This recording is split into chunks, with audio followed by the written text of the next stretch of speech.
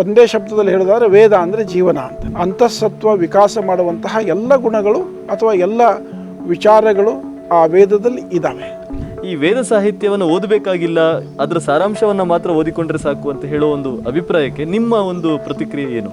ಈಗ ಒಂದು ಗಿಡ ಆಯುರ್ವೇದಿಕ್ ಡಾಕ್ಟ್ರಿಗೆ ಬೇರೆ, ಒಬ್ಬ ಸೈಂಟಿಸ್ಟ್ಗೆ ಬೇರೆ, ಒಬ್ಬ ಸಾಮಾನ್ಯನಿಗೆ ಬೇರೆ. ವೇದಗಳಿಂದ ಈ ದೇವತೆಗಳು ಅಥವಾ ವೈಶ್ವಿಕ ಶಕ್ತಿಗಳು ಅಂತ ಏನು ಹೇಳ್ತೀವಿ, ವಿಶ್ವಾತೀತ ಶಕ್ತಿಗಳು, ಅವುಗಳ ಜೊತೆಗೆ ಸಹಯೋಗ ಹೇಗೆ ಬೆಳೆಸೋದು ಅನ್ನೋದಕ್ಕೆ ಒಂದು ಡೆಫಿನೆಟ್ ಪಾತ್ ವೇದದಲ್ಲಿ ಇದೆ.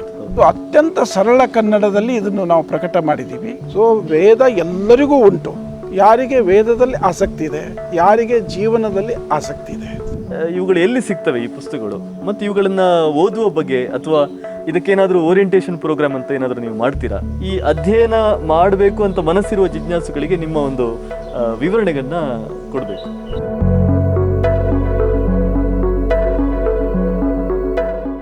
ಸಂವಾದ ವೀಕ್ಷಕರಿಗೆ ನಮಸ್ಕಾರ. ಆನೋ ಭದ್ರಾಹ ಕೃತವೋ ಎಂತು ವಿಶ್ವತಃ ಅಂತ ಹೇಳಿದ ಬಹಳ ದೊಡ್ಡ ಪರಂಪರೆ ನಮ್ಮದು, ವೈದಿಕ ಪರಂಪರೆ. ಈ ಒಂದು ವೇದಗಳ ಸಂಸ್ಕೃತಿಯನ್ನು ಅರಿತುಕೊಳ್ಬೇಕು, ವೇದವನ್ನು ಓದಬೇಕು ಅನ್ನೋ ಒಂದು ಹೊಸ ತಿಳುವಳಿಕೆ, ಹೊಸ ಪ್ರಜ್ಞೆ ಇವತ್ತಿನ ದಿನಗಳಲ್ಲಿ ಜಾಸ್ತಿ ಆಗ್ತಾ ಇದೆ. ಅದರಲ್ಲೂ ಕೂಡ ಯುವಕರು ಹೆಚ್ಚು ಸಂಖ್ಯೆಯಲ್ಲಿ ಇವತ್ತು ವೇದಗಳತ್ತ ಹೋಗುವ ಒಂದು ಪ್ರಯತ್ನವನ್ನು ಮಾಡ್ತಾ ಇದ್ದಾರೆ. ವೇದಗಳಲ್ಲಿ ನಿಜವಾಗಿ ಏನಿದೆ, ಆ ಸಾಹಿತ್ಯದಲ್ಲಿ ಏನು ಬರೆದಿದ್ದಾರೆ, ಅದನ್ನು ಓದಿಕೊಂಡು ನಮಗೇನು ಪ್ರಯೋಜನ ಆಗ್ಬೋದು, ಈ ಒಂದು ನಿಟ್ಟಿನಲ್ಲಿ ಅನೇಕ ಯುವಕರು ಇವತ್ತು ಬೇರೆ ಬೇರೆ ವಯಸ್ಸಿನವರು ವೇದ ಸಾಹಿತ್ಯದ ಕಡೆ ಹೊರಳುತ್ತಾ ಇದ್ದಾರೆ. ಹಾಗೆ ವೇದ ಸಾಹಿತ್ಯದ ಕಡೆಗೆ ಹೋಗುವಾಗ ಸರಿಯಾದ ಒಂದು ಪಠ್ಯ ಬೇಕಾಗುತ್ತೆ, ಸರಿಯಾದ ಮಾಹಿತಿ ಬೇಕಾಗುತ್ತೆ, ಸರಿಯಾದ ಪುಸ್ತಕಗಳು ನಮಗೆ ಬೇಕಾಗುತ್ತೆ. ಅಂತಹ ಪುಸ್ತಕಗಳ ಕೊರತೆ ಕನ್ನಡದಲ್ಲಿ ಇದ್ದಾಗ ಅದನ್ನು ತುಂಬಿಕೊಟ್ಟವರು ಸಾಕ್ಷಿ ಸಂಸ್ಥೆಯ ಡಾಕ್ಟರ್ RL ಕಶ್ಯಪ್ ಮತ್ತು ಶ್ರೀಯುತ ರಘುನಾಥ ಜಾಗೀರ್ದಾರ್ ಅವರು. ಡಾಕ್ಟರ್ RL ಕಶ್ಯಪ್ ಅವರ ಬಗ್ಗೆ ಎಲ್ರಿಗೂ ಗೊತ್ತಿದೆ. ಇವರು ಪದ್ಮಶ್ರೀ ಪ್ರಶಸ್ತಿ ವಿಜೇತರು. ಸಂಸ್ಕೃತದ ವೈದಿಕ ಸಾಹಿತ್ಯವನ್ನು ಅಷ್ಟು 4 ವೇದಗಳನ್ನು ಅತ್ಯಂತ ಸಮರ್ಥವಾಗಿ ಇವರು ಇಂಗ್ಲೀಷಿಗೆ ಅದನ್ನು ಅನುವಾದ ಮಾಡಿದರು. ಆ ಕೃತಿಗಳನ್ನು 26 ಸಂಪುಟಗಳಲ್ಲಿ ಅವರು ಹೊರತಂದರು. ಆ 26 ಸಂಪುಟಗಳನ್ನು ಕೂಡ ಕನ್ನಡಕ್ಕೆ ಅನುವಾದ ಮಾಡಿದವರು ಶ್ರೀಯುತ ರಘುನಾಥ್ ಜಾಗೀರ್ದಾರ್ ಅವರು. ಅವರು ಇವತ್ತು ನಮ್ಮ ಜೊತೆ ಇದ್ದಾರೆ. ಈ ಕನ್ನಡ ವೇದ ವಾಂಗ್ಮಯದ ಒಂದು ವಿಸ್ತಾರ ಏನಿದೆ, ಅದರಲ್ಲಿ ಏನಿದೆ, ಅದರ ಮಹತ್ವ ಏನು, ಅದನ್ನು ನಾವು ಯಾಕೆ ಓದಬೇಕು, ನಮ್ಮ ಮನೆಗಳಲ್ಲಿ ಈ ಸಾಹಿತ್ಯವನ್ನು ಯಾಕೆ ತುಂಬಿಕೊಳ್ಬೇಕು ಅನ್ನೋದ್ರ ಬಗ್ಗೆ ಅವರು ನಮಗೆ ಬಹಳ ಸಮರ್ಥವಾಗಿ ಸುಂದರವಾಗಿ ಇವತ್ತು ತಿಳಿಸಿಕೊಡಲಿದ್ದಾರೆ. ಬನ್ನಿ ಅವ್ರ ಜೊತೆ ಮಾತಾಡೋಣ. ನಮಸ್ತೆ ರಘುನಾಥ್ ಜಾಗೀರ್ದಾರ್ ಅವರೇ. ನಮಸ್ತೆ ರೋಹಿತ್ ಚಕ್ರತೀರ್ಥ. ನಾನಾಗಲೇ ಹೇಳಿದ ಹಾಗೆ ಡಾಕ್ಟರ್ RL ಕಶ್ಯಪ್ ಅವರು ವೇದ ಸಾಹಿತ್ಯವನ್ನು ಇಂಗ್ಲೀಷಿಗೆ ಅದನ್ನು ಭಾಷಾಂತರ ಮಾಡಿದರು. ಮತ್ತು RL ಕಶ್ಯಪ್ ಅವರು ಬಹುಶಃ 4 ವೇದಗಳಿಗೆ ಭಾಷ್ಯವನ್ನು ಬರೆದು ಮತ್ತು ಅದನ್ನು ಇಂಗ್ಲೀಷ್ಗೆ ಅನುವಾದ ಮಾಡಿದ ಏಕೈಕ ವ್ಯಕ್ತಿ ಅಂತ ನಾವು ಇವತ್ತಿಗೂ ಕೂಡ ಹೇಳ್ಬೋದು. ಸಾಯಣಾಚಾರ್ಯರ ವೇದ ಭಾಷ್ಯಗಳ ನಂತರ ವೇದಗಳಿಗೆ ಒಂದು ಹೊಸ ನಿಟ್ಟಿನಲ್ಲಿ ಸಾಯಣಾಚಾರ್ಯರ ಒಂದು ದಿಕ್ಕು ಒಂದು ಆದರೆ ಅದನ್ನು ಮುಂದುವರಿಸುವ ರೀತಿಯಲ್ಲಿ ಆಧ್ಯಾತ್ಮಿಕ ಅರ್ಥಗಳನ್ನು ಒಳಗೊಂಡಂತೆ ವೇದಗಳಿಗೆ ಸಂಪೂರ್ಣವಾದ ಭಾಷ್ಯವನ್ನು, ಅರ್ಥವಿವರಣೆಯನ್ನು, ಭಾಷಾಂತರವನ್ನು ಎಲ್ಲವನ್ನೂ ಕೊಟ್ಟ ವ್ಯಕ್ತಿ ಅಂತ ಹೇಳಿದರೆ ಡಾಕ್ಟರ್ RL ಕಶ್ಯಪ್ ಅವರು. ಅವರಿಗೆ ಪದ್ಮಶ್ರೀ ಪ್ರಶಸ್ತಿ ಬಂದಿದೆ. ಅದಕ್ಕೂ ಅವರನ್ನು ನಾವು ಅಭಿನಂದಿಸ್ತೇವೆ.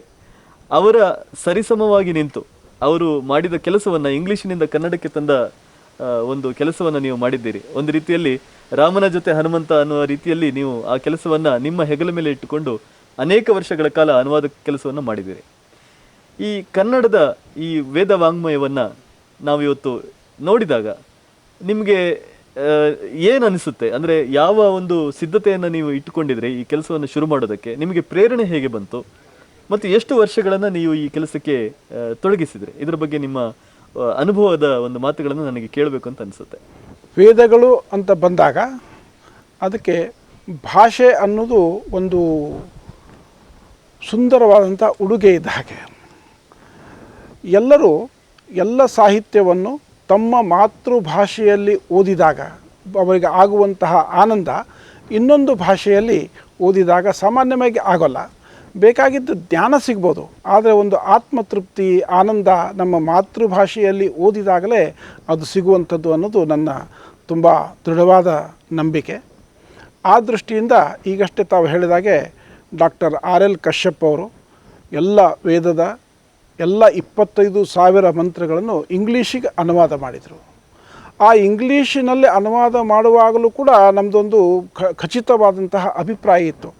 ಇಂಗ್ಲೀಷ್ನಲ್ಲಿ ಒಂದು ಸಾರಿ ಮಾಡಿದರೆ ಇದನ್ನು ಭಾರತದ ಎಲ್ಲ ಭಾಷೆಗಳಿಗೂ ಮತ್ತು ಎಲ್ಲ ವಿಶ್ವದ ಭಾಷೆಗಳಿಗೂ ಕೂಡ ಅನುವಾದ ಮಾಡಿ ಅವರವರ ಭಾಷೆಗಳಲ್ಲಿ ಅದನ್ನು ಕೊಡಬಹುದು ಅನ್ನೋದು ಖಚಿತವಾದಂಥ ಒಂದು ನಿಲುವು ಮತ್ತು ಯೋಜನೆ ನಮ್ಮದು ಆಗಿತ್ತು. ಅದೇ ರೀತಿಯಲ್ಲಿ ಮೊಟ್ಟ ಮೊದಲನೇದಾಗಿ ನಾವು ಕೆಲಸ ಕರ್ನಾಟಕದಲ್ಲಿ ಮಾಡ್ತಿರೋದ್ರಿಂದ ಅದನ್ನು ಕನ್ನಡದಲ್ಲಿ ತರಬೇಕು ಅಂತ ನಮ್ಮ ಸಂಸ್ಥೆ ಯೋಚನೆ ಮಾಡಿ ಕನ್ನಡದ ಕೆಲಸ ನಾವು ಶುರು ಮಾಡಿದ್ದೀವಿ.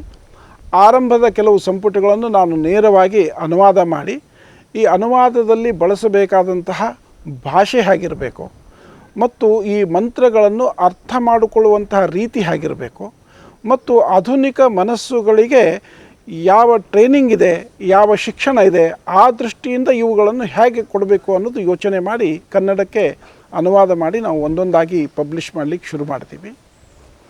ಮೊದಲನೇದಾಗಿ ವೇದಗಳು ಜನರಿಗೆ ತಲುಪಬೇಕಾದ್ರೆ ಮೊದಲು ಪ್ರಶ್ನೆ ಕೇಳೋದು ಇದರಿಂದ ನನಗೇನಾಗುತ್ತೆ ಅಂತ.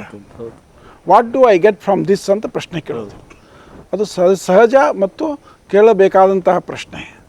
ಸೊ ನಾವು ವೇದದಲ್ಲಿ ಮೊಟ್ಟ ಮೊದಲನೇದಾಗಿ ಹೇಳುವುದೇನೆಂದರೆ ಕಾನ್ಷಿಯಸ್ ಲಿವಿಂಗ್, ಒಂದು ಜಾಗೃತ ಜೀವನ ನಡೆಸಬೇಕು. ಜಾಗೃತ ಜೀವನ ನಡೆಸುವಂತಹ ಎಲ್ಲ ಪ್ರತಿಯೊಬ್ಬನೂ ಕೂಡ ನನಗೆ ಏನೇ ನಾನು ಮಾಡಿದರೂ ಕೂಡ ಅದರಿಂದ ನನಗೇನಾಗುತ್ತೆ, ನಾನು ಯಾಕೆ ಇದನ್ನು ಮಾಡಬೇಕು ಅಂತ ಕೇಳಬೇಕಾದ ಮೊದಲನೇ ಪ್ರಶ್ನೆ. ಸೊ ನಾವೆಲ್ಲ ಈ ಪ್ರಶ್ನೆಯಲ್ಲಿ ತುಂಬ ವಿಶ್ವಾಸ ಹೊಂದಿದವರು. ಆ ಪ್ರಶ್ನೆಗೆ ತಕ್ಕ ಹಾಗೆ ನಮ್ಮ ಉತ್ತರವೂ ಸಿದ್ಧ ಇದೆ. 25,000 ಮಂತ್ರಗಳನ್ನು ನಿರಂತರವಾಗಿ 2, 3, 4 ಸಾರಿ ನಾವು ಅಧ್ಯಯನ ಮಾಡಿದ ಮೇಲೆ ನಮಗೆ ಅನಿಸಿದ್ದೇನೆಂತಂದರೆ ವೇದಗಳಲ್ಲಿ ಮಾನವನ ಅಂತಃಸತ್ವವನ್ನು ವಿಕಾಸಗೊಳಿಸುವಂತಹ ಎಲ್ಲ ಜ್ಞಾನವೂ ಇದೆ. ಮಾನವನ ಅಂತಃಸತ್ವ ವಿಕಾಸ ಮಾಡುವಂತಹ ಎಲ್ಲ ಗುಣಗಳು ಅಥವಾ ಎಲ್ಲ ವಿಚಾರಗಳು ಆ ವೇದದಲ್ಲಿ ಇದ್ದಾವೆ. ಆದ್ದರಿಂದ ವೇದ ಓದಬೇಕು ಅಂತ. ಸೊ ಯಾರೋ ಒಬ್ಬರು ಬಂದುಬಿಟ್ಟು ಇಲ್ಲ ನನಗೆ ಅಂತಃಸತ್ವ ವಿಕಾಸ ಮಾಡಿಕೊಳ್ಳುವಂಥದ್ದು ನನಗೇನು ಆಸಕ್ತಿ ಇಲ್ಲ ಅಂದರೆ ಅವನಿಗೆ ವೇದ ಅಲ್ಲ.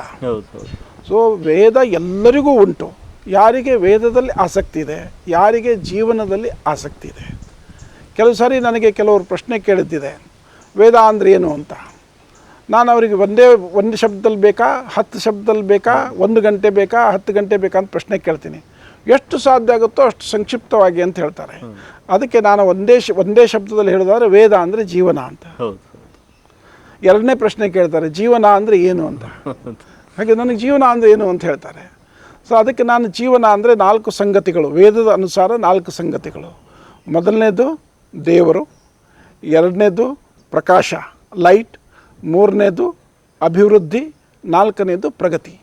ಸೊ ಈ 4 ಸಂಗತಿಗಳನ್ನು ಅತ್ಯಂತ ಸಮರ್ಥವಾಗಿ, ಅತ್ಯಂತ ಸಮರ್ಪಕವಾಗಿ ಮತ್ತು ಎಲ್ಲರೂ ಅದನ್ನು ಅಳವಡಿಸಿಕೊಳ್ಳುವ ರೀತಿಯಲ್ಲಿ ವೇದಗಳಲ್ಲಿ ಹೇಳಿದೆ.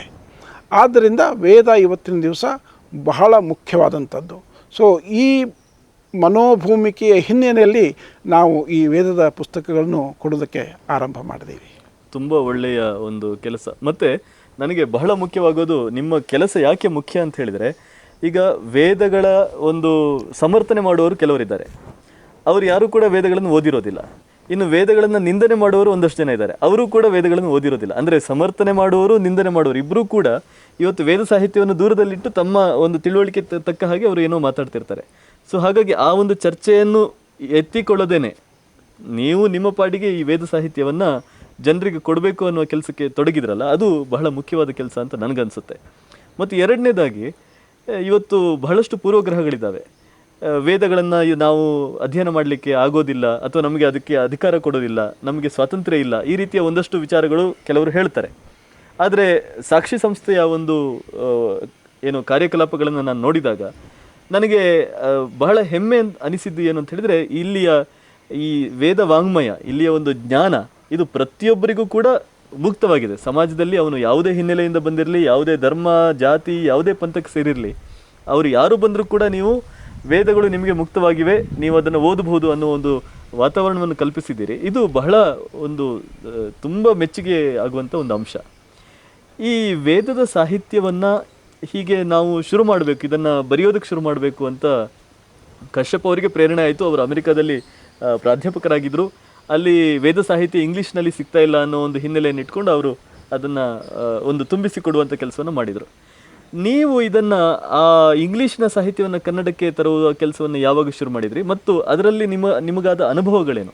ನಾನು ಈ ಕೆಲಸವನ್ನು 2000ರಲ್ಲಿ ಆರಂಭ ಮಾಡಿದೆ. ಡಾಕ್ಟರ್ ಕಶ್ಯಪ್ ಅವರು ಈ Sakshi Shri Aurobindo Kapali Shastri institute of Vedic culture ಆರಂಭ ಮಾಡಿದರು. ಸಾಕ್ಷಿ ಅಂತ ಅದಕ್ಕೆ ಸಂಕ್ಷಿಪ್ತದಲ್ಲಿ ನಾವು ಹೇಳ್ತೀವಿ. ಅವರು 2000ರಲ್ಲಿ ಭಾರತಕ್ಕೆ ಇನ್ನೂ ಅವರು ಪ್ರೊಫೆಸರ್ ಆಗಿ ಪರ್ಡ್ಯೂ ಯೂನಿವರ್ಸಿಟಿಯಲ್ಲಿದ್ದರು. ಅವರ ಸ್ನೇಹಿತರು ಡಾಕ್ಟರ್ SR ರಾಮಸ್ವಾಮಿಯವರು, ನಾಡೋಜ ರಾಮಸ್ವಾಮಿಯವರು ಉತ್ಥಾನದ ಸಂಪಾದಕರಾಗಿದ್ದರು. ನಾನು ಅವರಿಗೆ ಆವಾಗ ಸಹಾಯಕನಾಗಿ ಕೆಲಸ ಮಾಡ್ತಾಯಿದ್ದೆ. ಒಂದು ದಿವಸ ಡಾಕ್ಟರ್ ಕಶ್ಯಪ್ ಅವರು, ನನ್ನ ಈ ಕೆಲಸ ಇಂಥದ್ದು ನಾನು ಮಾಡ್ತಾಯಿದ್ದೀನಿ, ನನಗೆ ಈ ಕೆಲಸವನ್ನು ಮುಂದುವರಿಸ್ಕೊಂಡು ಹೋಗೋದಕ್ಕೆ ಸಹಾಯ ಮಾಡೋದಕ್ಕೆ ಒಬ್ಬ ಸಮರ್ಥವಾದಂಥ ವ್ಯಕ್ತಿಯನ್ನು ನೀವು ಯಾರಾದರೂ ಕೊಡಿ ನಿಮ್ಮ ಸರ್ಕಲಿಂದ ಅಂತ ಕೇಳಿದರು. SR ರಾಮಸ್ವಾಮಿಯವರು ಎರಡನೇ ಯೋಚನೆ ಮಾಡ್ದೇನೆ ಇವನನ್ನು ಕರ್ಕೊಂಡೋಗಿ ಅಂತ ಹೇಳಿಬಿಟ್ರು. ಸೊ ನನಗೆ ಸಾಮಾನ್ಯವಾಗಿ SR ರಾಮಸ್ವಾಮಿಯವರು ಹೇಳಿದ್ದು ಅಂತ ಹೇಳಿದರೆ ಅದು ಅಲ್ಟಿಮೇಟ್, ಅವತ್ತಿಗೂ ಇವತ್ತಿಗೂ ಕೂಡ. ಸೊ SR ರಾಮಸ್ವಾಮಿಯವರು ಹೇಳಿದ್ರಾದ್ರಿಂದ ನಾನು ಡಾಕ್ಟರ್ ಕಶ್ಯಪ್ ಅವರ ಸಂಸ್ಥೆಗೆ ಬಂದು ಅಲ್ಲಿ ಮೊದಲು ಅಡ್ಮಿನಿಸ್ಟ್ರೇಟರ್ ಆಗಿ, ಆನಂತರ ಟ್ರಸ್ಟಿಯಾಗಿ, ಈಗ ಅದರ ಮ್ಯಾನೇಜಿಂಗ್ ಟ್ರಸ್ಟಿಯಾಗಿ ಅಲ್ಲಿನ ಜವಾಬ್ದಾರಿ ನಿರ್ವಹಿಸ್ತಾ ಇದ್ದೀನಿ. ಸುಮಾರು 1 ವರ್ಷ ಪ್ರತಿದಿನ ಬೆಳಿಗ್ಗೆ 2 ಗಂಟೆ, ಸಂಜೆ 2 ಗಂಟೆ ಡಾಕ್ಟರ್ ಕಶ್ಯಪ್ ಅವ್ರ ಕಡೆಯಿಂದ ನನಗೆ ವೇದದ ಪಾಠ ಆಯಿತು. ನಾನು ಆನಂತರ 4 ವೇದದ ಟೆಕ್ಸ್ಟ್ ಮೊದಲು ನೋಡಿದೆ. ಈವರೆಗೂ ವೇದದ ಬಗ್ಗೆ ಟ್ರಾನ್ಸ್ಲೇಟ್ ಮಾಡಿದಂಥದ್ದು ಇಂಗ್ಲೀಷ್, ಹಿಂದಿ ಮತ್ತು ಕನ್ನಡದಲ್ಲಿ ಬಂದಂತಹ ಭಾಷೆಗಳನ್ನು ನನಗೆ ಎಷ್ಟು ಸಾಧ್ಯವಾಗುತ್ತೋ ಅಷ್ಟು ಸಮಯ, ದಿನಕ್ಕೆ 10 ಗಂಟೆ 15 ಗಂಟೆ ಸಮಯ ಕೊಟ್ಟು ಅಷ್ಟು ಭಾಷೆಗಳನ್ನು ಒಂದು ಸಾರಿ ಅಧ್ಯಯನ ಮಾಡಿದೆ.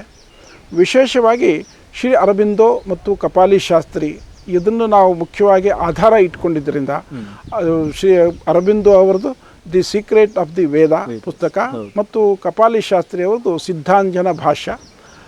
ನನಗೆ ಆ ಮಟ್ಟದ ಸಂಸ್ಕೃತ ಬರಲ್ಲ, ಆದ್ದರಿಂದ ನಾನು ಅವರದ್ದು ಸಿದ್ಧಾಂಜನಕ್ಕೆ ಅವರೇ ಒಂದು ಭೂಮಿಕೆಯನ್ನು ಬರೆದಿದ್ದಾರೆ. ಸೊ ಈ ವೇದವನ್ನು ಯಾವ ರೀತಿಯಲ್ಲಿ ನಾವು ಅಧ್ಯಯನ ಮಾಡಬೇಕು, ಯಾವ ರೀತಿಯಲ್ಲಿ ನಾವು ಅದನ್ನು ಸ್ವೀಕಾರ ಮಾಡಬೇಕು ಅಂತ ಭಾಳ ದೀರ್ಘವಾದಂತಹ ಒಂದು ಭೂಮಿಕೆಯನ್ನು ಬರೆದಿದ್ದಾರೆ. ಅದನ್ನು ನಾನು ನನಗೆ ನೆನಪಿದ ಮಟ್ಟಿಗೆ ಬಹುಶಃ ಒಂದು 50 ಸಾರಿನಾದರೂ ಓದಿರ್ಬೋದು. ಅದನ್ನು ಅರಗಿಸ್ಕೊಳ್ಬೇಕು, ಅದರಿಂದ ಒಂದೊಂದು ಶಬ್ದಗಳು ಅಷ್ಟು ಮಹತ್ವ ಇದೆ, ಅರಗಿಸ್ಕೊಳ್ಬೇಕು ಅಂತ. ಸುಮಾರು ಇದು 1 ವರ್ಷದವರೆಗೂ ಈ ಪ್ರಾಸೆಸ್ ನಡೆಯಿತು. 1 ವರ್ಷದ ನಂತರ ಹೀಗೆ ಮಾತಾಡ್ತಿರುವಾಗ ಈ ಸಂಸ್ಕೃತದ ಮಂತ್ರಗಳನ್ನು ಅದೇ ಲಯದಲ್ಲಿ ಕನ್ನಡದಲ್ಲಿ ಅನುವಾದ ಮಾಡಬಹುದಾ ಅಂತ ಒಂದು ಸರಿ ನನಗೆ ಮನಸ್ಸಿಗೆ ಬಂತು. ನಾನು ಸಹಜವಾಗಿ ನನ್ನ ಲೇಖನ ವೃತ್ತಿ ಶುರು ಮಾಡಿದ್ದೆ ಕವನಗಳ ರಚನೆಯಿಂದ. ಸೊ ಕಾವ್ಯ ನನಗೆ ಮೂಲವಾಗಿ ನನಗೆ ಸಾಹಿತ್ಯದ ಮೀಡಿಯಮ್, ನನಗೆ ಕಾವ್ಯ. ಸೊ ಹಾಗಾಗಿ ನಾನು ತುಂಬ ಪಾಪ್ಯುಲರ್ ಆಗಿರುವಂತಹ ಕೆಲವು ಮಂತ್ರಗಳು, ಈ ಗಣಾನಾಂತ್ವಾ ಗಣಪತಿಂ ಹವಾಮಹೇ ಇರ್ಬೋದು, ಭದ್ರಂ ಕರ್ಣೇಭಿ ಶೃಣುಯಾಮ ದೇವಾಹ, ಈ ಮಂತ್ರಗಳನ್ನು ಕನ್ನಡಕ್ಕೆ ಅದೇ ಲಯ, ಅಷ್ಟೇ ಶಬ್ದಗಳನ್ನು ಬಳಸಬೇಕು. ಸಂಸ್ಕೃತ ವೇದದ ಮಂತ್ರದಲ್ಲಿ ಎಷ್ಟು ಶಬ್ದಗಳಿದ್ದಾವೆ ಅಷ್ಟೇ ಶಬ್ದಗಳನ್ನು ಬಳಸಬೇಕು ಮತ್ತು ಅದೇ ಲಯ ಬರಬೇಕು. ಆ ರೀತಿ ಪ್ರಯತ್ನ ಮಾಡಿದೆ. ಆ ಪ್ರಯತ್ನವನ್ನು ಡಾಕ್ಟರ್ ಕಶ್ಯಪ್ ಅವರು ಮತ್ತು ವೇದವನ್ನು ಬಲ್ಲಂತಹ ಇನ್ನು ಕೆಲವು ವಿದ್ವಾಂಸರು ನೋಡ್ಬೇಕು, ಅರೆ ಯಾರೂ ಈ ರೀತಿ ಪ್ರಯತ್ನ ಮಾಡಿಲ್ಲ, ಅದ್ಭುತವಾಗಿದೆ, ಇಲ್ಲಿ ಎಲ್ಲ ಮಂತ್ರಗಳನ್ನು ಇದೇ ರೀತಿ ಯಾಕೆ ಮಾಡಬಾರ್ದು ಅಂತ ಒಂದು ಯೋಚನೆ ಬಂದು ನಾನು ಈ ಅನುವಾದದ ಕೆಲಸವನ್ನು ಶುರು ಮಾಡಿದೆ. ಋಗ್ವೇದ ಮಂಡಲ 1, ಅದರಿಂದ ಮೊದಲಿನ 50 ಮಂತ್ರಗಳು, 50 ಸೂಕ್ತಗಳು, 1ರಿಂದ 50ನೇ ಸೂಕ್ತ ಅನುವಾದ ಮಾಡಿದೆ. ಸೊ ಬೈ ಆ್ಯಂಡ್ ಲಾರ್ಜ್ ಎಲ್ಲ ಮಂತ್ರಗಳಲ್ಲೂ ಕೂಡ ಆ ವೇದದಲ್ಲಿ ಎಷ್ಟು ಶಬ್ದ ಇದೆಯೋ, ಅವಕ್ಕೆ ಆಧ್ಯಾತ್ಮಿಕ ಅರ್ಥ ಏನಿದೆಯೋ ಅದನ್ನು ತೆಗೆದುಕೊಂಡು ಅನುವಾದದ ಕೆಲಸವನ್ನು ಶುರು ಮಾಡಿದೆ. ಈ ಅನುವಾದದ ಕೆಲಸದಲ್ಲಿ ನನಗೆ ದೈವ ಪ್ರೇರಣೆ ಭಾಳ ಹೆಚ್ಚು ಕೆಲಸ ಮಾಡಿದೆ ಅಂತ ನನಗನ್ನಿಸುತ್ತೆ. ವೇದದಲ್ಲಿಯೇ ಸ್ವತಃ ಹೇಳುತ್ತೆ, ಪ್ರತಿಯೊಬ್ಬರ ಮನುಷ್ಯನಲ್ಲಿ ಒಂದು ಪೊಟೆನ್ಷಿಯಾಲಿಟಿ ಇರುತ್ತೆ, ಅಂತಃಸತ್ವ ಇರ್ತದೆ. ಆ ಅಂತಃಸತ್ವಕ್ಕೆ ಒಂದು ಆ್ಯಂಬಿಯನ್ಸ್ ಅಥವಾ ಅಂತಃಸತ್ವ ಅರಳುವುದಕ್ಕೆ ಒಂದು ವಾತಾವರಣ ಕ್ರಿಯೇಟ್ ಮಾಡಿದರೆ ಆಟೋಮೆಟಿಕ್ಕಾಗಿ ಅದು ಹೊರಗಡೆಗೆ ಬರುತ್ತೆ ಅಂತ. ಬಹುಶಃ ಅದು ನನ್ನೊಳಗೆ ಎಲ್ಲೋ ಇತ್ತು ಅಂತ ಕಾಣುತ್ತೆ. ಈ ಆ್ಯಂಬಿಯನ್ಸ್ ಸಿಕ್ಕಿತು, ಅದಕ್ಕೊಂದು ಅವಕಾಶ ಸಿಕ್ತು, ಅದಕ್ಕೊಂದು ಅಗತ್ಯ ಬಂತು. ಹಾಗಾಗಿ ನಾನು ಈ ಕೆಲಸ ಮುಂದುವರಿಸಿ ಈಗ ಎಲ್ಲ 25,000 ಮಂತ್ರಗಳನ್ನು ಕೂಡ ಅನುವಾದ ಮಾಡಿ ಕನ್ನಡದ ಜನರಿಗೆ ಅದನ್ನು ಪ್ರೆಸೆಂಟ್ ಮಾಡಿದ್ದೀವಿ ಅಂತ ಹೇಳೋದಕ್ಕೆ ಬಯಸ್ತೀನಿ. ನಾನು ಇಲ್ಲಿ ಇನ್ನೊಂದು ಪ್ರಶ್ನೆ ನನ್ನ ಕಡೆಯಿಂದ, ನಮ್ಮಲ್ಲಿ ಮತ್ತೊಂದು ಪೂರ್ವಗ್ರಹ ಅಂತಲೇ ಹೇಳ್ಬೋದು ಇದೆ. ಅದೇನಂತ ಹೇಳಿದರೆ, ಈ ಇಡೀ ವೇದ ಸಾಹಿತ್ಯವನ್ನು ಅಂದರೆ 4 ವೇದಗಳಲ್ಲಿ ಬಂದಿರುವ ಎಲ್ಲ ಮಂತ್ರಗಳನ್ನು, ಎಲ್ಲ ಋಕ್ಕುಗಳನ್ನು ನಮಗೆ ಓದಲಿಕ್ಕೆ ಸಾಧ್ಯ ಇಲ್ಲ. ಸೊ ಹಾಗಾಗಿ ಅವುಗಳ ಸಾರಾಂಶವನ್ನು ಉಪನಿಷತ್ತುಗಳಲ್ಲಿ ಕೊಟ್ಟಿದ್ದಾರೆ. ಸೊ ಉಪನಿಷತ್ತುಗಳನ್ನು ಓದಿಕೊಂಡ್ರೆ ಸಾಕು ಅನ್ನೋ ಒಂದು ಚಿಂತನೆ ಇದೆ, ಹಿಂದಿನಿಂದಲೂ ಇದೆ, ಇವತ್ತು ಕೂಡ ಇದೆ. ಸೊ ನೀವು ಎರಡನ್ನೂ ನೋಡಿರೋದ್ರಿಂದ, ಉಪನಿಷತ್ತುಗಳನ್ನು ಮತ್ತು ಒಟ್ಟಾರೆ ವೇದ ಸಾಹಿತ್ಯವನ್ನು ನೋಡಿರೋದ್ರಿಂದ ನಿಮ್ಗೆ ಏನು ಅನಿಸುತ್ತೆ, ಇವತ್ತಿನ ಒಂದು ಜನರಿಗೆ, ಅದು ಯುವಕರಾಗಿರಲಿ ಅಥವಾ ಯಾವುದೇ ವಯಸ್ಸಿನವರಾಗಿರಲಿ, ಈ ವೇದ ಸಾಹಿತ್ಯವನ್ನು ಓದಬೇಕಾಗಿಲ್ಲ, ಅದರ ಸಾರಾಂಶವನ್ನು ಮಾತ್ರ ಓದಿಕೊಂಡ್ರೆ ಸಾಕು ಅಂತ ಹೇಳೋ ಒಂದು ಅಭಿಪ್ರಾಯಕ್ಕೆ ನಿಮ್ಮ ಒಂದು ಪ್ರತಿಕ್ರಿಯೆ ಏನು? ನನ್ನ ಪ್ರತಿಕ್ರಿಯೆ ಏನಂತ ಹೇಳಿದರೆ, ವೇದಕ್ಕೆ ವೇದದೇ ಸ್ಥಾನ ಇದೆ, ಉಪನಿಷತ್ತುಗಳಿಗೆ ಉಪನಿಷತ್ತಿನದೇ ಸ್ಥಾನ ಇದೆ. ಇನ್ನೂ ಒಂದು ವರ್ಷನ್ ಇದೆ, ಏನಂತಂದರೆ ಈ ವಿದೇಶಿಯರು ಇದನ್ನು ಮಾಡಿದ್ದೇನೆಂದರೆ, ಉಪನಿಷತ್ತಿನ ಋಷಿಗಳು they revolted against the Veda and they wrote Upanishads ಅಂತ ಒಂದಿದೆ. ಅದು ಕಂಪ್ಲೀಟ್ಲಿ ಸುಳ್ಳು, ಬೇಸ್ಲೆಸ್. ಅದು ಒಂದು ಅವರದೇ ಆದಂಥ ಅಜೆಂಡಾ ಇಟ್ಟುಕೊಂಡು ಆ ಸ್ಟೇಟ್ಮೆಂಟ್ ಕೊಟ್ಟಿರ್ಬೋದು, ಅಥವಾ ಅವರಿಗೆ ಅದು ಅರ್ಥವೇ ಆಗಿಲ್ಲ. ಸೊ ಉಪನಿಷತ್ತುಗಳಲ್ಲಿರೋದು ವೇದದ ಒಂದು ಸಣ್ಣ ಭಾಗ. ವೇದವನ್ನೇ ತೆಗೆದುಕೊಂಡ್ರೆ ವೇದದಲ್ಲಿ ಹತ್ರ 400 ಋಷಿಗಳಿದ್ದಾರೆ. 400 ಋಷಿಗಳಲ್ಲಿ ಅನೇಕ ಋಷಿಗಳು ಇಂದ್ರನ ಬಗ್ಗೆ ಮಾತಾಡಿದ್ದಾರೆ, ಅಗ್ನಿಯ ಬಗ್ಗೆ ಮಾತಾಡಿದ್ದಾರೆ, ಸರಸ್ವತಿ ಬಗ್ಗೆ ಮಾತಾಡಿದ್ದಾರೆ, ಅದಿತಿ ದೇವತೆಗಳು ಗಣಪತಿ ಬಗ್ಗೆ ಮಾತಾಡಿದ್ದಾರೆ. ದೇವತೆ ಅದೇ ಆದರೂ ಕೂಡ ಅವರವರಿಗೆ ಆ ದೇವತಾ ಶಕ್ತಿ ದರ್ಶನ ಆಗಿರುವಂತಹ ರೀತಿ ಬೇರೆ, ಆ ಶಕ್ತಿ ಅವರಿಗೂ ಬಂದಿದೆ. ಆದರೆ ಅದು ಆಗಿದ್ದಂಥ ಶಬ್ದಗಳು ಬೇರೆ, ಆಗಿದ್ದಂಥ ವಾತಾವರಣ ಬೇರೆ, ಆಗಿದ್ದಂಥ ರೀತಿ ಬೇರೆ. ಹಾಗೆ ಉಪನಿಷತ್ತುಗಳು ವೇದಗಳು, ವೇದ ಮತ್ತು ಉಪನಿಷತ್ತುಗಳು ಕಾಂಪಿಟೀಟರು ಅಲ್ಲ. ಬಟ್ ಉಪನಿಷತ್ ಓದ್ತೀನಿ, ಅದರಿಂದ ನಾನು ವೇದ ಓದೋ ಅಗತ್ಯ ಇಲ್ಲ, ಇದನ್ನು ಮಾತ್ರ ಓದಬಹುದು ಅನ್ನೋದು ಕೂಡ ತಪ್ಪು. ಯಾಕಂದರೆ ವೇದ ದೊಡ್ಡದು ಮತ್ತು ವೇದವೇ ಒಂದು ರೀತಿ ಉಪನಿಷತ್ತುಗಳಿಗೆ ಸ್ಫೂರ್ತಿ ಅಂತ ನನ್ನ ಒಂದು ಅಧ್ಯಯನದ ಒಂದು ಕನ್ಕ್ಲೂಷನ್ ಅಂತ ನಾನು ಹೇಳ್ಬೋದು. ಹಾಗಾಗಿ ಯಾರಿಗೆ ಇಂಟೆಲೆಕ್ಚುವಲ್ ಪರ್ಸ್ಯೂಟ್ನಲ್ಲಿ ತುಂಬ ಆಸಕ್ತಿ ಇದೆ, ಈಗ ನಾವು ಸಮಾಜದಲ್ಲಿ ನೋಡ್ತೀವಿ, ಎಲ್ಲರೂ ಯಾರದೋ ಕೈಗೆ ನಾವೊಂದು ಗಿಡ ತೋರಿಸಿದರೆ ಅವರು ಗಿಡ ನೋಡ್ತಾರೆ, ಆನಂದ ಪಡ್ತಾರೆ, ಅದ್ರ ಹೂ ನೋಡ್ತಾರೆ, ಎಲೆಗಳನ್ನು ನೋಡ್ತಾರೆ. ಅಟ್ ದ ಮೋಸ್ಟ್ ಏನಾಗ್ಬೋದು, ಈ ಗಿಡ ಎಷ್ಟು ಎತ್ತರ ಇದೆ, ಎಷ್ಟು ಅಗಲ ಇದೆ ಅಂತ ನೋಡ್ತಾರೆ. ಇನ್ನು ಕೆಲವರು ಇರ್ತಾರೆ, ಈ ಗಿಡದ ಬೇರೆ ಎಷ್ಟು ಆಳ ಹೋಗಿರ್ಬೋದು, ಈ ಎಲೆಯಲ್ಲಿ ಏನು ಅಂಶ ಇರ್ಬೋದು, ಈ ಕಾಂಡದಲ್ಲಿ ಏನು ಅಂಶ. ಈಗ ಒಂದು ಗಿಡ ಆಯುರ್ವೇದಿಕ್ ಡಾಕ್ಟ್ರಿಗೆ ಬೇರೆ, ಒಬ್ಬ ಸೈಂಟಿಸ್ಟಿಗೆ ಬೇರೆ, ಒಬ್ಬ ಸಾಮಾನ್ಯನಿಗೆ ಬೇರೆ. ಹಾಗೆ ಇದು ಒಂದು ವೈವಿಧ್ಯತೆ. ವೇದ ಮತ್ತು ಉಪನಿಷತ್ತುಗಳನ್ನು ಎರಡು ತಗೊಂಡ್ರೆ ಆಧ್ಯಾತ್ಮದ ವೈವಿಧ್ಯಕತೆ ಅಂತ ಹೇಳ್ಬೋದು. ಸೊ ಯಾರಿಗೆ ಯಾವ ಆನಂದ ಇರುತ್ತೆ ಅದು ನೋಡ್ಬೋದು. ಆದರೆ ನಾನು ಉಪನಿಷತ್ತು ಓದೋದ್ರಿಂದ ನಾನು ವೇದ ಓದೋ ಅಗತ್ಯ ಇಲ್ಲ ಅಂತ ಹೇಳಿದರೆ ಅದು ಸಮಂಜಸ ಆಗಲಿಕ್ಕಿಲ್ಲ ಅಂತ ನನ್ನ ಅಧ್ಯಯನದ ಒಂದು ನಿಲುವು ಅಂತ ನಾನು ಹೇಳ್ಬೋದು. ವೇದಗಳಿಂದ ಭಾಳ ಮುಖ್ಯವಾಗಿ ನಾವು ಪಡೆಯುವುದೇನೆಂದರೆ, ಈ ದೇವತೆಗಳು ಅಥವಾ ವೈಶ್ವಿಕ ಶಕ್ತಿಗಳು ಅಂತ ಏನು ಹೇಳ್ತೀವಿ, ವಿಶ್ವಾತೀತ ಶಕ್ತಿಗಳು, ಅವುಗಳ ಜೊತೆಗೆ ಸಹಯೋಗ ಹೇಗೆ ಬೆಳೆಸೋದು ಅನ್ನೋದಕ್ಕೆ ಒಂದು ಡೆಫಿನೆಟ್ ಪಾತ್ ವೇದದಲ್ಲಿ ಇದೆ. ಸೊ ಉಪನಿಷತ್ತಿನಲ್ಲಿ ನೀವು ಎಷ್ಟರ ಮಟ್ಟಿಗೆ ಅಲ್ಲಿಗೆ ಹೋಗ್ತೀರಿ ಗೊತ್ತಿಲ್ಲ. ಉಪನಿಷತ್ನಲ್ಲಿ ಪ್ರಶ್ನೆಗಳ ಮೇಲೆ ಪ್ರಶ್ನೆಗಳು ಬರ್ತದೆ, ಅದಕ್ಕೆ ಉತ್ತರ ಬರ್ತದೆ. ಆ ಸ್ಟೇಜಿಗೆ ಹೋದಾಗ ನಿಮಗೆ ಆ ಪ್ರಶ್ನೆ ಮತ್ತು ಉತ್ತರಗಳ ಅರ್ಥ ಆದಾಗ ಅದೊಂದು ಆನಂದ. ಸೊ ವೇದದಿಂದಲೂ ನೀವು ಆ ಅಂತಿಮ ಶಕ್ತಿ, ದೇವತಾ ಶಕ್ತಿ ಅಂತ ಹೇಳ್ತೀವಿ, ಅದನ್ನು ತಲುಪುವುದು ಸಹಯೋಗದ ಮೂಲಕ. ಉಪನಿಷತ್ತಿನ ಮೂಲಕ ವಿಚಾರ ಮಂಥನವನ್ನು ಮಾಡ್ತಾ ಮಾಡ್ತಾ ಮಾಡ್ತಾ ಆ ಆನಂದವನ್ನು ತಲುಪಬಹುದು. ಎರಡರ ಗುರಿ ಒಂದೇ. ಅದೇ, ಅದು ಈ ವೇದ ಸಾಹಿತ್ಯವನ್ನು ಓದಬೇಕಾಗಿಲ್ಲ ಅಂತ ಹೇಳುವವರಲ್ಲಿ ಒಂದು 2-3 ಬೇರೆ ಬೇರೆ ರೀತಿಯ ಚಿಂತನೆಗಳವರು ಇದ್ದಾರೆ. ಕೆಲವರು ವೇದ ಸಾಹಿತ್ಯವನ್ನು ಯಾವತ್ತೂ ಓದದೇ ಇರುವವರು, ಅವರು ಕೆಲವು ಬೇರೆ ಅಭಿಪ್ರಾಯಗಳಿಂದ ಅವರು ಡಿವೇಟ್ ಆಗಿದ್ದಾರೆ. ಕೆಲವರು ಹೇಳ್ತಾರೆ ಈ ಉಪನಿಷತ್ತುಗಳನ್ನು ಮಾತ್ರ ಓದಿದರೆ ಸಾಕು, ಅಥವಾ ಬೇರೆ ಯಾವುದೋ ಒಂದು ಸಂಕ್ಷಿಪ್ತ ಸಾಹಿತ್ಯವನ್ನು ಮಾತ್ರ ಓದಿದರೆ ಸಾಕು, ಹಾಗೆ ಸಾಕು ಅಂತ ಇವರು ನಂಬಿಕೊಂಡಿರ್ತಾರೆ ಅಷ್ಟೇ. ಇವರಿಗೂ ಕೂಡ ವೇದ ಸಾಹಿತ್ಯದ ರುಚಿಯನ್ನು ನೀವು ಹೇಳಿದ ಹಾಗೆ ತೋರಿಸಿದರೆ ಇವರಿಗೂ ಅದು ಮೆಚ್ಚುಗೆ ಆಗಬಹುದೇನೋ. ಈಗ ಮತ್ತೊಂದು ಪ್ರಶ್ನೆಗೆ ನಾನು ಬರ್ತೇನೆ. ಈ ವೇದ ಸಾಹಿತ್ಯವನ್ನು ನಾನು ಓದಬೇಕು ಅಥವಾ ಇದರ ಅಧ್ಯಯನವನ್ನು ನಾನು ಮಾಡಬೇಕು, ಗಂಭೀರವಾದ ಒಂದು ಅಧ್ಯಯನವನ್ನು ನಾನು ಮಾಡಬೇಕು ಅಂತ ಇರುವ ಜಿಜ್ಞಾಸುಗಳಿಗೆ ನಿಮ್ಮ ಸಂಸ್ಥೆಯಿಂದ, ಸಾಕ್ಷಿ ಸಂಸ್ಥೆಯಿಂದ ಕನ್ನಡದಲ್ಲಿ ಯಾವ ಸಾಹಿತ್ಯ ಸಿಗುತ್ತೆ, ಎಷ್ಟು ಪುಸ್ತಕಗಳಿದ್ದಾವೆ, ಮತ್ತು ಇವುಗಳನ್ನು ಓದುವ ಬಗ್ಗೆ ಅಥವಾ ಇದಕ್ಕೇನಾದರೂ ಓರಿಯೆಂಟೇಷನ್ ಪ್ರೋಗ್ರಾಮ್ ಅಂತ ಏನಾದರೂ ನೀವು ಮಾಡ್ತೀರಾ? ಇವುಗಳು ಎಲ್ಲಿ ಸಿಗ್ತವೆ ಈ ಪುಸ್ತಕಗಳು? ಈ ಅಧ್ಯಯನ ಮಾಡಬೇಕು ಅಂತ ಮನಸ್ಸಿರುವ ಜಿಜ್ಞಾಸುಗಳಿಗೆ ನಿಮ್ಮ ಒಂದು ವಿವರಣೆಗಳನ್ನು ಕೊಡಬೇಕು. ಸಾಕ್ಷಿ ಸಂಸ್ಥೆ ಆರಂಭ ಆಗಿದ್ದು 3 ಧ್ಯೇಯೋದ್ದೇಶಗಳನ್ನು ಇಟ್ಕೊಂಡು. ಮೊದಲದ್ದು ವೇದಜ್ಞಾನದ ಸಂರಕ್ಷಣೆ, ವೇದಜ್ಞಾನದ ಕುರಿತು ಸಂಶೋಧನೆ ಮತ್ತು ವೇದಜ್ಞಾನದ ಪ್ರಸಾರ. ಈಗ ಕಳೆದ 22-23 ವರ್ಷಗಳಲ್ಲಿ ಮೊದಲಿನ 2 ಉದ್ದೇಶಗಳನ್ನು ನಾವು ಪೂರೈಸಿದ್ದೀವಿ. ವೇದಜ್ಞಾನದ ಸಂರಕ್ಷಣೆ, ಎಲ್ಲ 25,000 ಮಂತ್ರಗಳನ್ನು ಅನುವಾದ ಮಾಡಿದ್ದೀವಿ, ಟೆಕ್ಸ್ಟನ್ನು ತೆಗೆದುಕೊಂಡಿದ್ದೀವಿ, 26 ಸಂಪುಟಗಳಲ್ಲಿ ಅದನ್ನು ಪ್ರಕಟ ಮಾಡಿದ್ದೀವಿ, ಜನರಿಗೆ ಅದನ್ನು ತಲುಪಿಸುವಂಥದ್ದು ಕೆಲಸ ಶುರುವಾಗಿದೆ. ಎರಡನೇದು, ಈ ಸಂಶೋಧನೆ ಮಾಡೋದು ಏನು ಅಂತ ಅನೇಕರು ಪ್ರಶ್ನೆ ಕೇಳ್ತಾರೆ. ಅದು ಡಾಕ್ಟರ್ ಕಶ್ಯಪ್ ಅವರು ಸ್ವತಃ ಒಬ್ಬರು ಸೈಂಟಿಸ್ಟ್ ಆಗಿರೋದ್ರಿಂದ ಈ ಪ್ರಶ್ನೆ ತಮಗೆ ಹಾಕಿಕೊಂಡು ವೇದದಲ್ಲಿ ಸಂಶೋಧನೆ ಮಾಡುವಂತಹ ವಿಷಯ ಏನಂತಂದರೆ, ಒಂದು ಹಂತದವರೆಗೂ ಇತ್ತೀಚೆಗಿನವರೆಗೂ ವೇದ ಮಂತ್ರಗಳು ಅಂತ ಹೇಳಿದರೆ ಕೇವಲ ಉಪನಯನ, ಮದುವೆ, ಯಾಗ, ಯಜ್ಞದಲ್ಲಿ ಅಥವಾ ಆಚರಣೆಗಳಿಗೆ ಇರುವಂಥ ಮಂತ್ರಗಳು ಅಂತ ಒಂದು ವಾತಾವರಣ ನಿರ್ಮಾಣ ಆಗಿತ್ತು. ಹಾಗಲ್ಲ, ಪ್ರತಿಯೊಂದು ಮಂತ್ರಕ್ಕೂ ಕೂಡ ಮನುಷ್ಯನ ಅಂತಃಸತ್ವವನ್ನು ವಿಕಾಸ ಮಾಡುವಂತಹ ಶಕ್ತಿ ಇದೆ ಮತ್ತು ಅದರೊಳಗೆ ಆ ಗೂಢ ಅರ್ಥ ಇದೆ. ಪ್ರತಿಯೊಂದು ಮಂತ್ರವನ್ನು ಮುಂದೆ ಇಟ್ಕೊಂಡು ಏನು ಈ ಮಂತ್ರ ಹೇಳೋದ್ರಿಂದ ಒಬ್ಬನಲ್ಲಿ ಏನು ಶಕ್ತಿ ಅಭಿವೃದ್ಧಿ ಆಗುತ್ತೆ, ಏನು ಶಕ್ತಿ, ಯಾವ ಶಕ್ತಿ ಪ್ರಗತಿ ಹೊಂದುತ್ತದೆ ಅನ್ನೋದು ಆ ಎಲ್ಲ 25,000 ಮಂತ್ರಗಳಿಗೆ 12 ವರ್ಷ ಸತತವಾಗಿ ತಪಸ್ಸಿನ ರೀತಿಯಲ್ಲಿ ಕುಳಿತುಕೊಂಡು ಕಶ್ಯಪ್ ಅವರು ಮಾಡಿದರು. ಅದು ಸಂಶೋಧನೆಯ ಭಾಗ. ಈಗ 3ನೇ ಭಾಗಕ್ಕೆ ನೀವು ಕೇಳಿದ ಪ್ರಶ್ನೆಗೆ ಡೈರೆಕ್ಟಾಗಿ ರೆಲೆವೆಂಟ್ ಇರುವಂತಂದರೆ ಇದನ್ನು ಪ್ರಸಾರ ಮಾಡುವಂಥದ್ದು. ಸೊ ಸಾಕ್ಷಿ ಈ ಪುಸ್ತಕಗಳನ್ನು ಪ್ರಕಟ ಮಾಡಿದೆ ಮತ್ತು ಅತ್ಯಂತ ಸರಳ ಕನ್ನಡದಲ್ಲಿ ಇದನ್ನು ನಾವು ಪ್ರಕಟ ಮಾಡಿದ್ದೀವಿ. ಅದನ್ನು ಅನುವಾದ ಮಾಡುವಾಗ ಎಲ್ಲ ಎಚ್ಚರಿಕೆಯನ್ನು ನಾವು ತೆಗೆದುಕೊಂಡಿದ್ದೀವಿ. ಏನಂದರೆ, ಈಗ ಸಾಮಾನ್ಯವಾಗಿ ಬಳಕೆಯಲ್ಲಿರುವಂತಹ ಶಬ್ದಗಳನ್ನೇ ತುಂಬ ಯೋಚನೆ ಮಾಡಿ ಅದರಲ್ಲಿ ಬೆಳೆಸಿದ್ದೀವಿ. ಈಗ ಗಣಾನ ಅಂತ ಗಣಪತಿಂ ಹವಾಮಹೆ ಯಾರಿಗೂ ಅರ್ಥ ಆಗೋಲ್ಲ.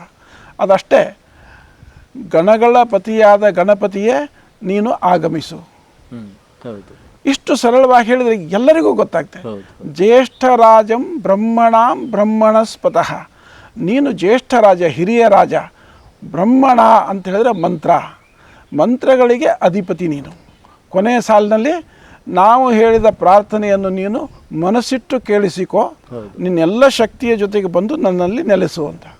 ಸೊ ಈ ರೀತಿ ಇಷ್ಟು ಕನ್ವಿನ್ಸಿಂಗ್ ಆಗಿ ಹೇಳಿದಾಗ, ಎಸ್, ಇಲ್ಲಿ ನನಗೇನೋ ಇದೆ, ಆ ದೇವರನ್ನು ನಾನು ಕರೆದಿದ್ದೀನಿ ಅಂತ. ಯಾವಾಗ ನೀವು ಯಾರೋ ಒಬ್ಬರನ್ನ ಕರೆದಿದ್ದೀನಿ ಅಂತ ನಿಮಗೆ ಸಮಾಧಾನ ಇರೋಲ್ಲ, ಅಲ್ಲಿವರೆಗೂ ಕರೆದಿದ್ದೀನಿ ಅಂತ ನಿಮ್ಗೆ ಭಾವನೆ ಬರುವುದೇ ಇಲ್ಲ. ಯಾರನ್ನೋ ಒಬ್ಬರನ್ನು ಕರೆಯೋದು ಬೇರೆ, ಆದರದಿಂದ ಕರೆಯೋದು ಬೇರೆ.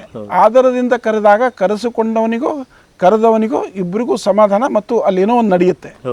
ಮನಸ್ಸುಗಳು, ಹೃದಯಗಳು ಕೂಡುದಲ್ಲಿ. ಹಾಗೆ ಪ್ರತಿಯೊಂದು ಮಂತ್ರದಲ್ಲಿಯೂ ಶಕ್ತಿಗಳನ್ನು ನಾವು ಹೃದಯಪೂರ್ವಕವಾಗಿ ಪೂರ್ಣ ಮನಸ್ಸಿನಿಂದ ಕರಿತೀವಿ. ಹಾಗೆ ಅತ್ಯಂತ ಸರಳ ಭಾಷೆಯಲ್ಲಿ ಇದನ್ನು ಅನುವಾದ ಮಾಡಿದ್ದೀವಿ. ಮತ್ತು ಇಲ್ಲಿ ಮಂತ್ರಗಳನ್ನು ನಾವೇನು ಮಾಡಿದ್ದೀವಿ, 2, 3 ಅಥವಾ 5, 6 ಶಬ್ದಗಳ ಒಂದು ವಾಕ್ಯಗುಚ್ಛವನ್ನು ಮಾಡಿ ಒಂದು ವಾಕ್ಯಗುಚ್ಛ ಕೊಟ್ಟು ಅದರ ಅರ್ಥ ಏನು, ಯಾರು ಸಂಸ್ಕೃತವನ್ನು ಕಲಿಬೇಕಂತ ಅನಿಸಿದೆ ಅವರು ಸಂಸ್ಕೃತವನ್ನು ನೋಡ್ಬೋದು, ಟೆಕ್ಸ್ಟ್ ನೋಡ್ಬೋದು, ಅದರ ಅನುವಾದ ನೋಡ್ಬೋದು ಮತ್ತು ಅವರು ಸ್ವಂತಕ್ಕೆ ಬಳಸಿಕೊಳ್ಳೋದಕ್ಕೆ ಉಪಯೋಗ ಆಗೋದಕ್ಕೆ ನೋಡ್ಬೋದು. ಅಷ್ಟೇ ಅಲ್ಲ, ಪ್ರತಿಯೊಂದು ಪುಸ್ತಕದಲ್ಲಿಯೂ ನಾವು ಬಹಳ ದೀರ್ಘವಾದಂತಹ ಮೊದಲನೇದಾಗಿ ಓದುಗರಿಗೆ ಒಂದು ಸಂದೇಶವನ್ನು ಕೊಡುವಂಥದ್ದು. ಈ ನಿಶ್ಚಿತ ಪುಸ್ತಕವನ್ನು ಹೇಗೆ ಅರ್ಥ ಮಾಡ್ಕೋಬೇಕು. ಈಗ ಉದಾಹರಣೆಗೆ ಋಗ್ವೇದ ನಾವು ಆರಂಭ ಮಾಡಿದಾಗ ಕರ್ನಾಟಕದ ಖ್ಯಾತ ವಿದ್ವಾಂಸರಾದಂತಹ ಶ್ರೀ ಪ್ರೊಫೆಸರ್ SK ರಾಮಚಂದ್ರ ರಾಯರ ಕಡೆಯಿಂದ ಮುನ್ನುಡಿ ಬರೆಸಿದ್ದೀವಿ. ಅವ್ರ ಹತ್ರ ಒಂದು 20 ಪೇಜಿನ ಮುನ್ನುಡಿ ಬರೆದಿದ್ದಾರೆ. ಆ ಮುನ್ನುಡಿ ಒಂದೇ ಓದಿದರೆ ನಮಗೆ ವೇದದ ಒಂದು ವಿಹಂಗಮ ನೋಟ, ಒಂದು ಪಕ್ಷಿ ನೋಟ ನಮಗೆ ಅಲ್ಲಿ ಸಿಕ್ಬಿಡ್ತದೆ.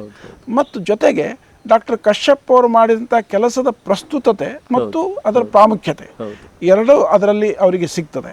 ಹೀಗೆ ಪ್ರತಿಯೊಂದು 26 ಸಂಪುಟಗಳಿಗೂ ಕೂಡ ಆಯಾ ಸಂಪುಟಗಳಲ್ಲಿರುವಂತಹ ವಿಶೇಷತೆ, ಯಾವ ವಿಷಯದ ಕಡೆಗೆ ವಿಶೇಷ ಗಮನ ಕೊಡಬೇಕು ಮತ್ತು ಯಾವ ವಿಷಯವನ್ನು ಅರ್ಥ ಮಾಡಿಕೊಳ್ಳೋದಕ್ಕೆ ಆ ಓದುಗ ಏನು ತಯಾರಿ ಮಾಡ್ಕೋಬೇಕು ಅದನ್ನೆಲ್ಲ ಕೊಟ್ಟಿರೋದ್ರಿಂದ ಸಾಕ್ಷಿ ಪುಸ್ತಕಗಳು ಇವತ್ತಿನ ಮಟ್ಟಿಗೆ ವೇದ ಅಧ್ಯಯನ ಮಾಡೋರಿಗೆ ಮತ್ತು ವೇದವನ್ನು ಜೀವನಕ್ಕೆ ಅನ್ವಯಿಸುವವರಿಗೆ ಅತ್ಯಂತ ಉಪಯುಕ್ತ ಆಗ್ತಾ ಇದ್ದಾವೆ. ಜೊತೆಗೆ ಏನು ಮಾಡಿದ್ದೀವಿ ನಾವು, ವೇದದಲ್ಲಿ 3 ಮುಖ್ಯ ವಿಷಯಗಳು ಬರ್ತವೆ. ಒಂದು ದೇವತೆ, ಆ ದೇವತೆಗಳಿಗೆ ಕುರಿತಂತಹ ಮಂತ್ರ, ಆ ಮಂತ್ರವನ್ನು ಕೊಟ್ಟಂತಹ ಋಷಿಗಳು. ಸೊ ಈ ದೇವತೆಗಳು ಅಂದರೆ ವಿಶ್ವಶಕ್ತಿಗಳು. ಇವತ್ತಿನ ದೇವತೆಯ ಕನ್ಸೆಪ್ಟು 8 ಕೈ ಇರ್ತದೆ, ಆ ಕೈಯಲ್ಲಿ ಒಂದು ಕೈ ಶಂಖ ಇರ್ತದೆ, ಇದು ಅವೆಲ್ಲ ಇದ್ದಾವೆ. ಅದು ಬಿಟ್ಟು ಇದರಲ್ಲಿ ವಿಶ್ವಾತೀತ ಶಕ್ತಿ ಅಂತ ದೇವತೆ ಅಂದರೆ, ಈಗ ಇಂದ್ರ ಸ್ಪಷ್ಟ ವಿಚಾರದ ಶಕ್ತಿ, ಈ ಅಗ್ನಿ ಸಂಕಲ್ಪ ಶಕ್ತಿಗೆ, ಸರಸ್ವತಿ ಪ್ರೇರಣಾ ಶಕ್ತಿ. ಸೊ ಹೀಗೆ ನಾವು ಈ ದೇವತೆಗಳ ಬಗ್ಗೆ ಚಿಕ್ಕದು 60-80 ಪುಟದ ಪುಸ್ತಕ ಮಾಡಿದ್ದೀವಿ. ಇಂದ್ರ, ಅಗ್ನಿ, ಸರಸ್ವತಿ, ಅದಿತಿ, ಸೂರ್ಯ, ಈ ಎಲ್ಲ ದೇವತೆಗಳ ಬಗ್ಗೆ ಪುಸ್ತಕ ಮಾಡಿದ್ದೀವಿ. ಅಂದರೆ ಆ ದೇವತೆಗೆ ಸಂಬಂಧಪಟ್ಟಂತಹ ಸುಮಾರು ಒಂದು 80-100 ಮಂತ್ರಗಳನ್ನು ತೆಗೆದುಕೊಂಡು ಈ ಈ ಮಂತ್ರಗಳನ್ನು ಅರ್ಥ ಮಾಡಿಕೊಂಡು ಪಠಿಸಿದರೆ ನಮ್ಮಲ್ಲಿ ಆ ಶಕ್ತಿ ಹೇಗೆ ಮ್ಯಾನಿಫೆಸ್ಟ್ ಆಗುತ್ತೆ, ಅದು ಅಭಿವ್ಯಕ್ತ ಆಗ್ತದೆ ಅನ್ನೋದನ್ನು ತಿಳಿಸಿಕೊಟ್ಟಿವಿ. ಇನ್ನೂ ಮುಂದೆ ಹೋಗಿ ಇದು ಈ ಪುಸ್ತಕಗಳನ್ನು ಅರ್ಥ ಮಾಡ್ಕೊಳ್ಳೋದಕ್ಕೆ ಮತ್ತು ಈ ಪುಸ್ತಕಗಳನ್ನು ಅಪ್ಲೈ ಮಾಡ್ಕೊಳ್ಳೋದಕ್ಕೆ ನಾವು ಪೀರಿಯಾಡಿಕಲ್ ಆಗಿ ಅಬೌಟ್ ವರ್ಷದಲ್ಲಿ ಒಂದು 2 ತಿಂಗಳಿಗೆ 3 ತಿಂಗಳಿಗೆ ಒಂದು ಸರಿ 4 ತಿಂಗಳಿಗೆ ಒಂದು ಸರಿ ವರ್ಕ್ಶಾಪ್ಗಳನ್ನು ಮಾಡ್ತೀವಿ. ಸಮಾಜದ ನಾನಾ ವೃತ್ತಿಯಲ್ಲಿರುವಂಥವರು ಇದರಲ್ಲಿ ಪಾರ್ಟಿಸಿಪೇಟ್ ಮಾಡ್ತಾರೆ. ಅವರಿಗೆ 1 ಅಥವಾ 2 ದಿವಸದಲ್ಲಿ ಈ ವೇದಜ್ಞಾನದ ಮಹತ್ವ ಮತ್ತು 4 ವೇದಗಳ ಒಂದು ಪರಿಚಯ ಮತ್ತು ಮಂತ್ರವನ್ನು ಹೇಗೆ ಪಠನ ಮಾಡಿ ಅನ್ವಯಿಸ್ಕೊಳ್ಬೇಕು ಇದನ್ನೆಲ್ಲ ತಿಳಿಸಿಕೊಡೋದಕ್ಕೂ ಕೂಡ ನಮ್ಮ ಈ ವೇದಜ್ಞಾನ ಪ್ರಸಾರದ ಕಾರ್ಯ ಅಳವಡಿಸ್ಕೊಂಡಿದ್ದೀವಿ. ಪ್ರಸ್ತುತ ಅದಕ್ಕೆ ಇದು ಕಳೆದ 20 ವರ್ಷದಿಂದ ಇದು ಒಂದೊಂದೇ ಬಂದಾಗ ಮಾಡ್ತಿದ್ದೀವಿ. ಈಗ ನಾವು ಈಗೆಲ್ಲ ಫುಲ್ ಕಂಪ್ಲೀಟ್ ಸೆಟ್ ನಮ್ಮ ಕೈಯಲ್ಲಿರೋದ್ರಿಂದ ಇಂಗ್ಲೀಷ್ನಲ್ಲಿ 26 ಸಂಪುಟಗಳಿದ್ದಾವೆ, ಕನ್ನಡದಲ್ಲಿ 26 ಸಂಪುಟಗಳಿದ್ದಾವೆ. ಇಂಗ್ಲೀಷದ ಎಲ್ಲ 26 ಸಂಪುಟಗಳನ್ನು ನಾವು 10,500 ರೂಪಾಯಿಗೆ ಕೊಡ್ತಾ ಇದ್ದೀವಿ. ಕನ್ನಡದ ಎಲ್ಲ 26 ಸಂಪುಟಗಳನ್ನು 7,000 ರೂಪಾಯಿಗೆ ನಾವು ಕೊಡ್ತಾ ಇದ್ದೀವಿ. ಮತ್ತು ಪುಸ್ತಕಗಳು ಹೈಲಿ ಸಬ್ಸಿಡೈಸ್ಡ್. ಇದು ಪ್ರೈವೇಟ್ ಪಬ್ಲಿಷರ್ ಯಾರಾದರೂ ಮಾಡಿದರೆ ಬಹುಶಃ ಇಂಗ್ಲೀಷಿಗೆ ಒಂದು 25,000, ಕನ್ನಡಕ್ಕೊಂದು 20,000 ಚಾರ್ಜ್ ಮಾಡ್ತಾಯಿದ್ರು.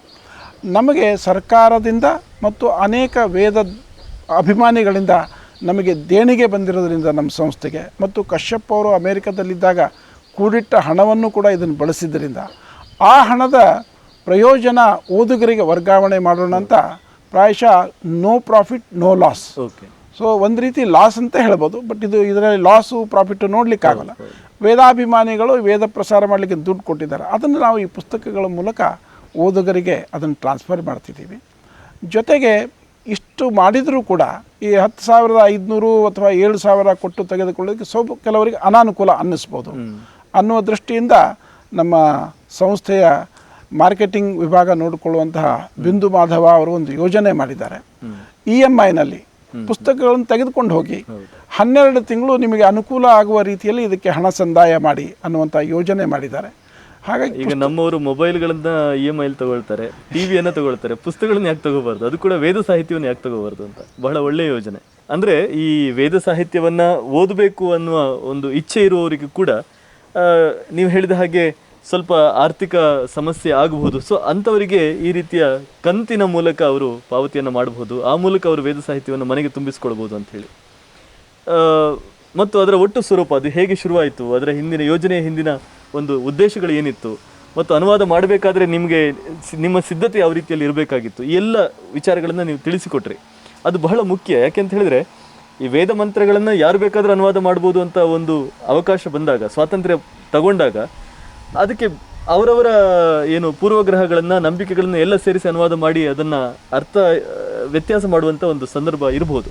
ಹಾಗಾಗಿ ಒಂದು ಒಳ್ಳೆಯ ಏನು ಭೂಮಿಕೆಯನ್ನು ಮಾಡಿಕೊಂಡು ಸಿದ್ಧತೆಯನ್ನು ಮಾಡಿಕೊಂಡು ನೀವು ಆ ಒಂದು ಅನುವಾದದ ಕೆಲಸಕ್ಕೆ ಇಳಿದ್ರಿ ಅಂತ ಹೇಳಿದರೆ, ಹಾಗಾಗಿ ಈ ಸಾಹಿತ್ಯವನ್ನು ಓದಿದವರಿಗೆ ವೇದಗಳ ಬಗ್ಗೆ ಸ್ಪಷ್ಟವಾದ ಮತ್ತು ನಿಖರವಾದ ಅತ್ಯಂತ ಸತ್ಯವಾದ ಒಂದು ಮಾಹಿತಿ ಸಿಗುತ್ತೆ ಅನ್ನೋದರಲ್ಲಿ ಸಂಶಯವೇ ಇಲ್ಲ. ಬಹಳ ಮುಖ್ಯವಾದದ್ದು ಇವತ್ತು ನಾನು ವೇದವನ್ನು ಓದೋದಿಲ್ಲ ಯಾಕೆಂದರೆ ನನಗೆ ಸಂಸ್ಕೃತ ಬರೋದಿಲ್ಲ, ನಾನು ವೇದವನ್ನು ಓದೋದಿಲ್ಲ ಯಾಕೆಂದರೆ ಅದು ನನಗೆ ಸಿಗ್ತಾ ಇಲ್ಲ, ಈ ಎಲ್ಲ ಏನು ಇಲ್ಲಗಳ ಒಂದು ಪಟ್ಟಿ ದೊಡ್ಡದಾಗ್ತಾ ಹೋದ ಹಾಗೆ ವೇದಗಳಿಂದ ದೂರ ಹೋಗ್ತಾ ಇದ್ದಾರೆ ಜನಗಳು. ವೇದ ಕನ್ನಡದಲ್ಲೂ ಇದೆ, ನೀನು ಕನ್ನಡದಲ್ಲಿ ಓದಬೇಕಾದ್ರೆ ಕನ್ನಡದಲ್ಲೂ ಸಿಗುತ್ತೆ, ನಿನ್ನ ಮನೆ ಬಾಗಿಲಿಗೆ ನಾವು ತಲುಪಿಸಿಕೊಡ್ತೇವೆ, ಇನ್ನೂ ಏನು ಕಷ್ಟ ಅನ್ನೋ ಒಂದು ರೀತಿಯಲ್ಲಿ ನೀವು ಅದನ್ನು ತೆಗೆದುಕೊಂಡು ಹೋಗ್ತಾ ಇದ್ದೀರಿ.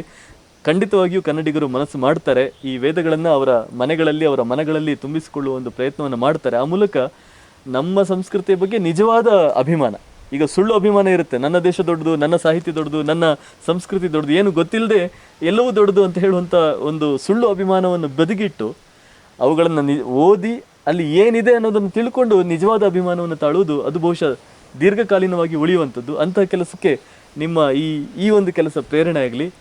ಇದು ನಮ್ಮ ಪುಸ್ತಕಗಳು ಈ ರೀತಿ ಇರ್ತವೆ. ಇದು ಚಿಕ್ಕ ಪುಸ್ತಕಗಳು. ನಾನು ಹೇಳಿದಂಥ 26 ಸಂಪುಟದ ಪುಸ್ತಕಗಳು ಈ ರೀತಿಯಾಗಿ ಇರ್ತವೆ. ಸಾಮಾನ್ಯವಾಗಿ ಒಂದೊಂದು ಪುಸ್ತಕ 300ರಿಂದ 400 ಪುಟದಷ್ಟಿರುತ್ತೆ. ಇದರಲ್ಲಿ ಸಂಸ್ಕೃತದ ಮಂತ್ರಗಳು ಕನ್ನಡ ಲಿಪಿಯಲ್ಲಿ, ಆ ಮಂತ್ರದ ನೇರವಾದಂತಹ ಅರ್ಥ, ಅಗತ್ಯ ಇರುವಲ್ಲಿಯೆಲ್ಲ ಅವುಗಳಿಗೆ ಬೇಕಾದಂತಹ ಟಿಪ್ಪಣಿ ಮತ್ತು ಪ್ರಾರಂಭದ ಪುಟಗಳಲ್ಲಿ ಅದಕ್ಕೆ ಬೇಕಾದಂತಹ ಪೀಠಿಕೆ ಇವೆಲ್ಲ ಈ ಪುಸ್ತಕದಲ್ಲಿದ್ದಾವೆ. ಹೆಚ್ಚು ಜನ ಓದಿ ಹೆಚ್ಚು ವ್ಯಕ್ತಿಗಳು ವಿಕಾಸ ಆಗಬೇಕು ಅನ್ನುವಂತಹ ನಮ್ಮ ಉದ್ದೇಶ ಬೇಗ ಈಡೇರಲಿ ಅಂತ ನಾನು ಹಾರೈಸ್ತೇನೆ. ಇಂಥ ಕೆಲಸವನ್ನು ಇನ್ನಷ್ಟು ಹುಮ್ಮಸ್ಸಿನಿಂದ ಇನ್ನಷ್ಟು ಚೈತನ್ಯದಿಂದ ನೀವು ಮುಂದುವರಿಸಿಕೊಂಡು ಹೋಗುವ ಹಾಗೆ ಆಗಲಿ. RL ಕಶ್ಯಪ್ ಅವರಿಗೂ ಮತ್ತು ನಿಮಗೂ ಇಬ್ಬರಿಗೂ ಕೂಡ ನಮ್ಮ ಅಭಿನಂದನೆಗಳು. ನಮಸ್ತೆ.